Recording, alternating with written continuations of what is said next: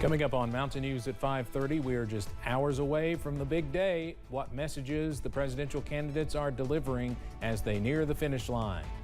And 3 people are facing charges after a drug bust in Estill County. And the stretch of unseasonably warm temperatures is still in the forecast. Details in a few minutes. Dedicated to southern and eastern Kentucky, this is WYMT Mountain News at 5:30. Good evening, I'm Steve Hensley. With Election Day just hours away, former President Donald Trump and Vice President Kamala Harris are hitting key battleground states, trying to get their supporters ready to go to the polls in one of the closest presidential elections in memory. CBS's Natalie Brand has the latest from the White House.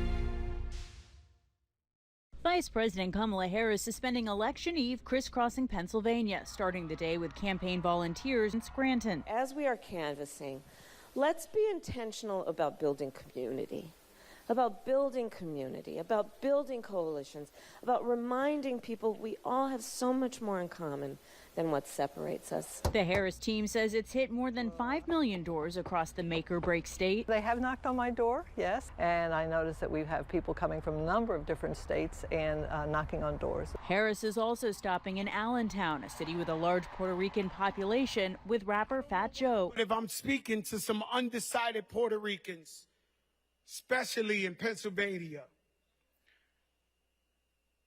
what more they got to do to show you who they are? Later tonight in Pittsburgh and Philadelphia, more star power, including Katy Perry, Lady Gaga, and Oprah Winfrey, campaigning for the vice president. Former President Donald Trump is hitting 3 states, including making stops in 2 of the same Pennsylvania cities as Vice President Harris. He's ending the day in Western Michigan and started it in North Carolina. I'm doing 4 of these things today. They're big. And the voice is holding up just about barely. After a marathon election season, Trump is focusing his closing message on immigration and the economy. When I see the polling, I see that inflation and the economy are #1, which is sort of standard. But I really would like to put that, because we're going to close up that border so fast. Polling shows the 7 battleground states all still very close. More than 79 million Americans across the country have already voted early ahead of Election Day. Natalie Brand, CBS News, the White House.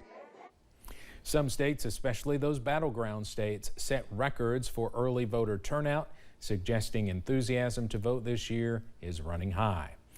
Outside political action committees are shelling out more dough than ever. Open Secrets says they are predicted to fork over more than $5 billion of the roughly $16 billion record-breaking sum likely spent by Election Day. That is almost $1 billion more than what the same group spent 4 years ago. The Wesleyan Media Project says both campaigns are airing about the same amount of TV ads in the swing state media markets, but there is a clearer advantage online. If we look at the Meta, which includes Facebook and Instagram, and then Google properties, which include YouTube, the Harris campaign is definitely dominating digital advertising spend. Congressional races are also seeing record money as legal donation limits to candidates have increased from $2,800 to $3,300 4 years ago. Senate Democrats, who have power in the upper chamber, have outspent Republicans by more than $150 million. The FBI is getting prepared for the big day. The organization has established an election command post in Washington, D.C. to monitor and respond to election-related threats in the lead-up to and after the election in coordination with state, local, and federal partners. The office is staffed by 80 people per shift across a dozen agencies and will run 24 hours a day, every day this week as election results come in. The Justice Department will be in 27 states on Election Day, monitoring compliance for voting rights laws. Kentucky is among them, and Jefferson County is one of the places they will be watching. Of course, that's Louisville. As every ballot is cast and every vote is counted, election officials will be working against a lack of trust in the integrity of the election process. But Jefferson County Clerk Bobby Holzclaw says 2024 will be business as usual. It's just so hard to say, how am I going to control that? It's impossible to control that. This is about people and people's actions. Long lines are possible, and voters are urged to do their homework and make their choices before getting to the polls. Holzclaw is asking for patience in the process. The Lieutenant Governor will cast her vote on Election Day. Lieutenant Governor Jacqueline Coleman and the second gentleman will vote at Capital City Christian Church in Frankfort. Governor Andy Beshear and First Lady Brittany Beshear voted on the first day of early voting last Thursday in Frankfort. In West Virginia, a record number of voters have already participated in person ahead of tomorrow's general election. According to that state's Secretary of State, Mac Warner, more than 332,000 people voted.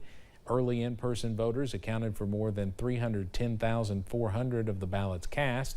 Of those voting in person, more than 143,500 voters were Republicans, while nearly 92,000 were Democrats. Missouri wants a judge to ban the Justice Department from sending federal poll monitors to voting locations in that state tomorrow. The lawsuit calls the Justice Department's decision to place poll watchers in St. Louis arbitrary, but officials with the DOJ say these monitors are needed to make sure federal voting rights are complied with on Election Day. Up until 2013, the federal government had the right to place election observers at any polling place. Today we'll take a brief look at both of the candidates running for vice president. So first, who is Senator J.D. Vance? Donald Trump's running mate does have ties to Appalachia. After graduating from high school, he enlisted in the Marines, including a 6-month tour in Iraq, then on to Ohio State and Yale Law School, and a job in venture capital. But it was his memoir, Hillbilly Elegy, which brought him to national prominence. Vance has transformed from a never-Trumper who said the former president was a moral disaster to one of his biggest supporters. Vance has tried to style himself as more of a champion of the working class than some other Republicans like to think of themselves as, and especially kind of blue-collar workers in the Rust Belt, union workers, people like that. Of course, Vance spent some time growing up in Breathitt County. He is only 2 years into his first term as a senator from Ohio. Democrats have painted Tim Walz as a Midwest everyman in touch with rural Americans in the heartland. But Republicans say the Minnesota governor is an extreme liberal, far left of center. Walz was a football coach and a teacher, and some believe he can pull more moderates than Kamala Harris. Walz has maintained somewhat of a folksy persona since joining the race, posting videos of working on his car, going to his old classroom, and visiting farms. You expect him to be telling dad jokes and being sort of the corny dad that everybody has who's going to help you change your oil. Some say Walz has changed his tone over time, though, hurling insults at former President Donald Trump and his running mate, Senator J.D. Vance.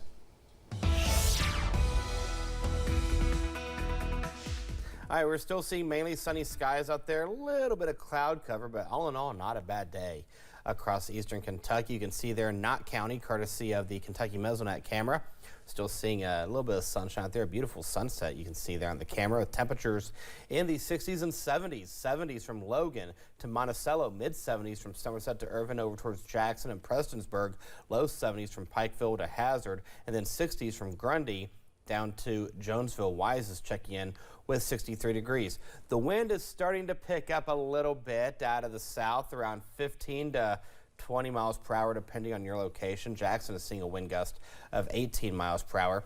We're seeing a clean sweep on live pinpoint Doppler radar. And again, this is going to get a break for tonight and for the most part tomorrow. It's when we get into the overnight hours Tuesday going into Wednesday that rain chances will pick up. But when you wake up in the morning, temperatures in the 50s and 60s will greet you. We'll keep that southerly component in play, which will allow temperatures to go into the upper 70s and low 80s. We may break a record high tomorrow, and we'll talk about that coming up in the First Alert forecast in a few minutes. Steve.